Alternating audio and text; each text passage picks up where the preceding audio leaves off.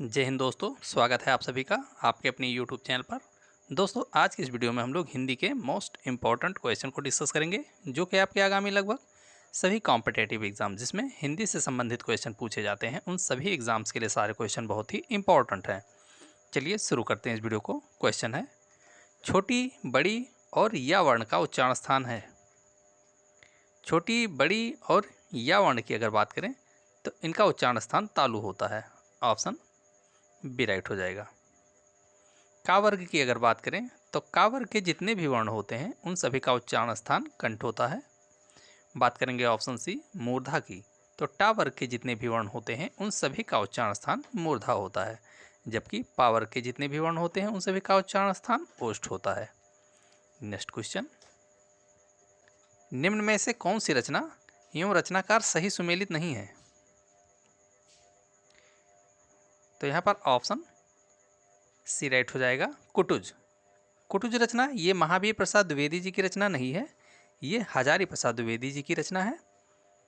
जबकि रसिक प्रिया ये केशवदास जी की रचना है। अतीत के चलचित्र ये महादेवी वर्मा जी की रचना है। झरना ये जयशंकर प्रसाद की रचना है। द्विवेदी युग का नामकरण ये महावीर प्रसाद द्विवेदी के नाम पर हुआ है। अगला क्वेश्चन,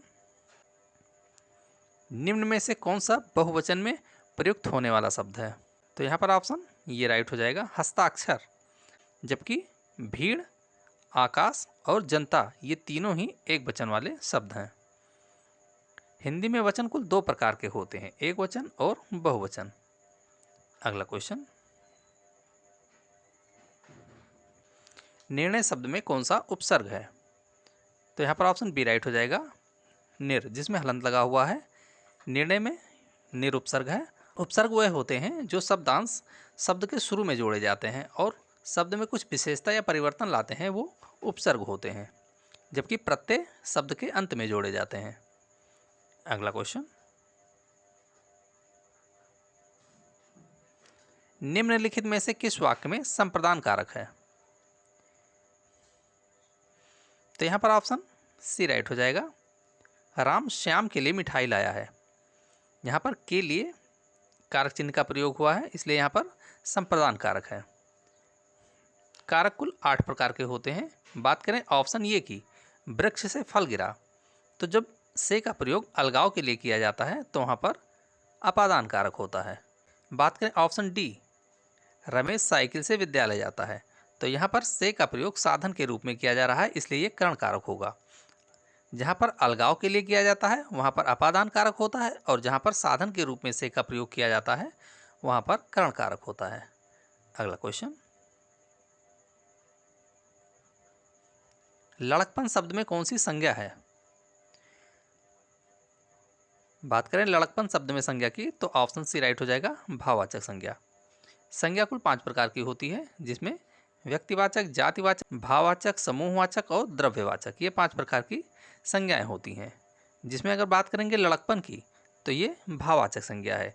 जिन संज्ञा शब्दों से किसी व्यक्ति, वस्तु, स्थान के भाव, गुण, दोष, अवस्था आदि का बोध होता है वो भाववाचक संज्ञा के अंतर्गत आता है। और यहाँ पर लड़कपन की जगह अगर लड़का होता तो वहाँ पर जातिवाचक संज्ञा होता, लेकिन लड़कपन की अगर बात करेंगे तो यह भाववाचक संज्ञा है। अगला क्वेश्चन, प्रत्येक वर्ग का प्रथम और तीसरा वर्ण होता है। प्रत्येक वर्ग की अगर बात करें तो हिंदी वर्णमाला में कुल 5 वर्ग होते हैं, का से लेकर मा तक, जिसमें प्रत्येक वर्ग के पहले और तीसरे वर्ण की बात की जा रही है तो ये अल्प प्राण वर्ण होता है। ऑप्शन ये राइट हो जाएगा। महाप्राण वर्ण की अगर बात कर लें तो दूसरा और चौथा वर्ण जो होता है वो महाप्राण वर्ण होता है। अंग और आह ये अयोगवाह वर्ण होते हैं। संयुक्त व्यंजन वर्ण की अगर बात करें तो छात्र, ज्ञ और श्रा ये 4 संयुक्त वर्ण होते हैं। हिंदी वर्णमाला में कुल वर्णों की संख्या की बात करें तो कुल 52 वर्ण होते हैं। नेक्स्ट क्वेश्चन, रमेश अपना काम स्वयं कर लेगा, इस वाक्य में कौन सा सर्वनाम है? इस वाक्य में सर्वनाम की अगर बात की जाए तो इसमें निजवाचक सर्वनाम हो जाएगा। ऑप्शन बी राइट है।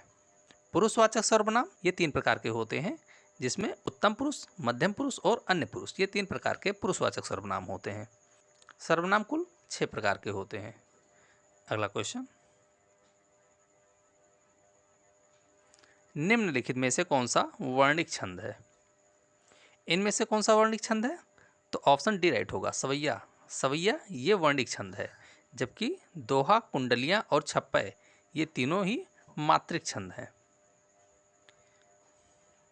नेक्स्ट क्वेश्चन, चंदन विष व्यापत नहीं, लिपटे रहत भुजंग, प्रस्तुत पंक्ति के रचयिता कौन है? तो ये पंक्ति रहीमदास जी की है। ऑप्शन ये राइट हो जाएगा। नेक्स्ट क्वेश्चन, जिस समास का कोई भी पद प्रधान ना होकर अन्य पद प्रधान हो वहां पर कौन सा समास होता है?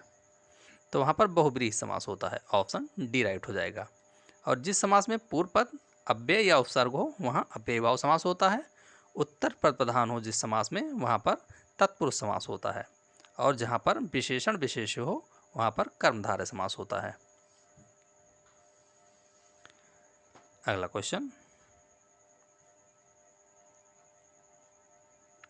मनवंतर में कौन सी संधि है? तो यहाँ पर ऑप्शन सी राइट होगा, यण संधि। मनवंतर में यण संधि है। संधि कुल 3 प्रकार की होती है, स्वर संधि, व्यंजन संधि और विसर्ग संधि। तो दोस्तों ये वीडियो कैसा लगा इसे कमेंट बॉक्स में ज़रूर बताएं। अगर वीडियो पसंद आया हो तो वीडियो को लाइक करें, शेयर करें और चैनल को जरूर सब्सक्राइब करें। धन्यवाद।